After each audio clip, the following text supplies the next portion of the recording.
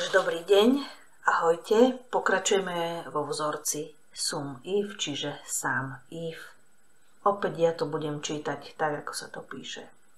Takže máme tu príklad, vytvorenú ani nie tabuľku, ale máme tu jednoducho dáta, ktoré sú jednoducho oramované. A tá naša v úvodzovkách tabuľka obsahuje značku pneumatik, cenu za kus, množstvo, cenu spolu a typ pneumatik, či ide o letné, zimné, univerzálne.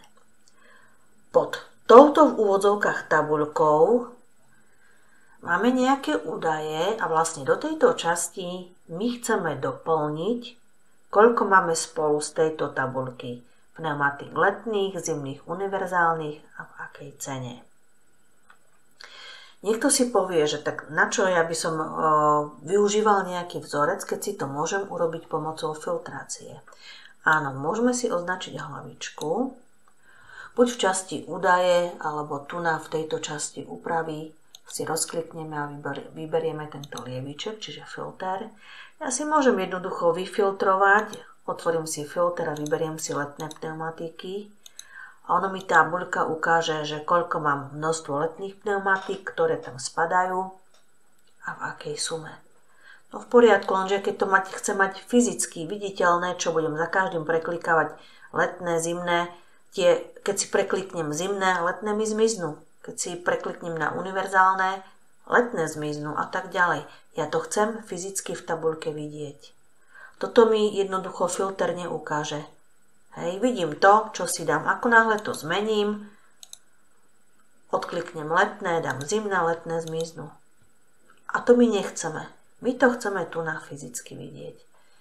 Takže ja si ten filter zruším. Je na to aj klávesová skrátka, ale tak teraz nebudem nad tým rozmýšľať. Takže my chceme do bunky C18 zadať vzorec na výpočet množstva, čiže kusov tých pneumatík.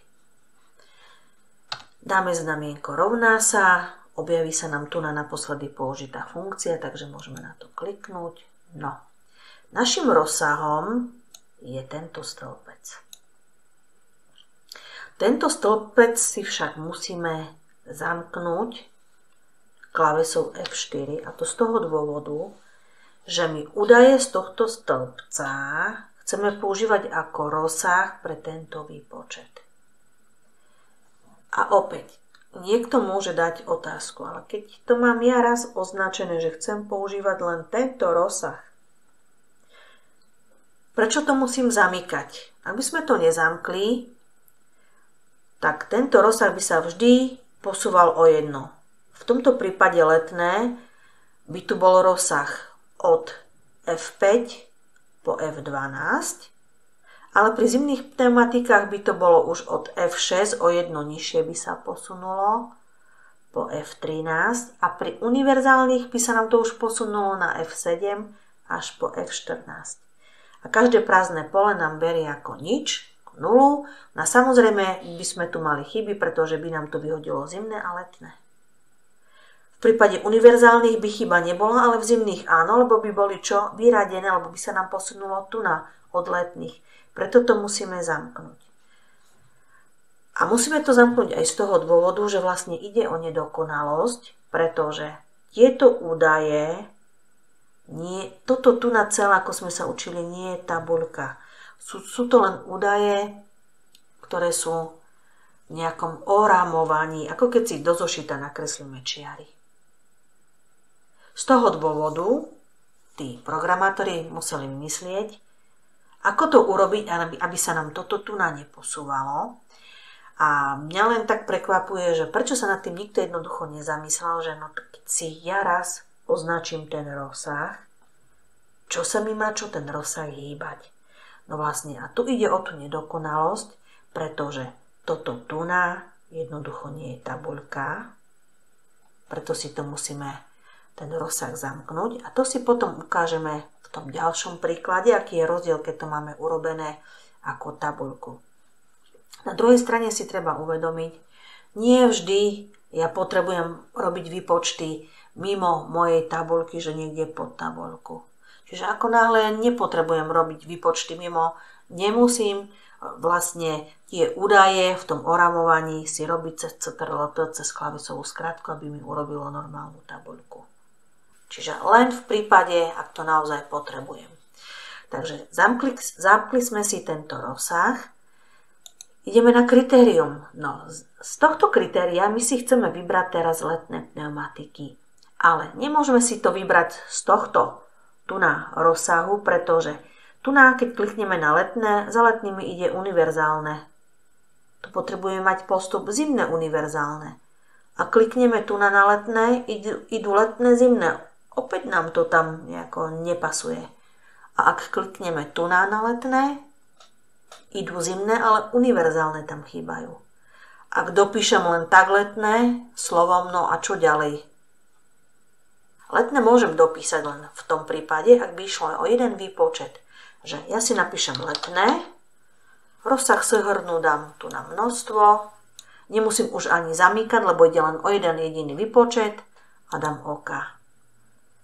No ale keď chceme urobiť druhý výpočet, tak ideme druhý výpočet, tretí, štvrtý, piatý, šiestý, 6 krát to isté. No ale Excel nám má prácu uľahčiť. A pozrite sa, keď si to roztiahnem, tým pádom mi tu vidú nesprávne výsledky. Z toho dôvodu, že my sme dali letné, už sa mi nemalo kde posunúť z toho názvu a už proste jednoducho robilo blúdne výpočty. Takže ja si otvorím tento vzorec a tie letné si vyberiem z tejto časti. Tento rozsah si označím a zamknem E4. Čo to znamená? Tento rozsah je zamknutý, čiže hľadá si typ pneumatik v tejto časti. Rozsah súhrnu, že hľadá si len v týchto množstvách bez pohnutia. A kritérium je tu na, že letné, čiže v prvom prípade si hľadá len, kde je napísané letné. Ja keď potom dám dvojklik alebo posuniem výpočet ťahom myšky, preskočí mi na zimné a vlastne tu v pozadí sa to letné zmení na zimné. Opäť hľadá v tejto časti, hľadá zimné. Opäť v pozadí, keď si to dám dvojklikom, tu sa mi to letné predtým presunulo na zimné a teraz sa mi to zmení na univerzálne a opäť hľadá len v tomto zamknutom stĺpci. Takže dám OK a dám dvojklik. Čiže tu je ten rozdiel. Namiesto 3 výpočtov, čiže prvý, druhý, tretí, sme to urobili sme len jeden výpočet.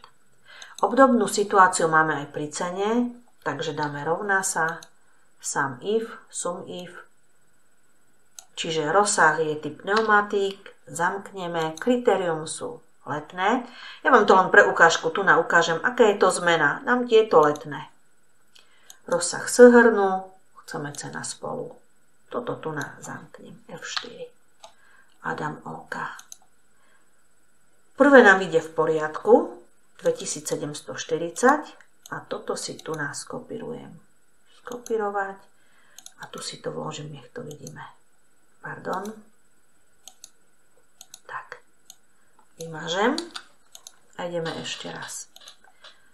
Takže tu sme mali prípad, že sme čo? Odtiaľ zobrali letné. Sú výpočty. Za letnými tu máme univerzálne, za univerzálnymi zimné. Čiže úplne iný postup, ako máme tu. Jednoducho nám to tu nesedí. Takže ideme na sum if. Tento stĺpec je našim rozsahom, zamkneme. Kritérium sú letné a rozsahom súhrnu je cena spolu. Takisto zamkneme cez F4 a dám OK. Vidíme, áno, prvý výsledok je rovnaký, lebo musí byť, lebo letné. Ale keď si dám dvojklik, vidíme, aha, tieto výsledky sú už iné. Vidíme?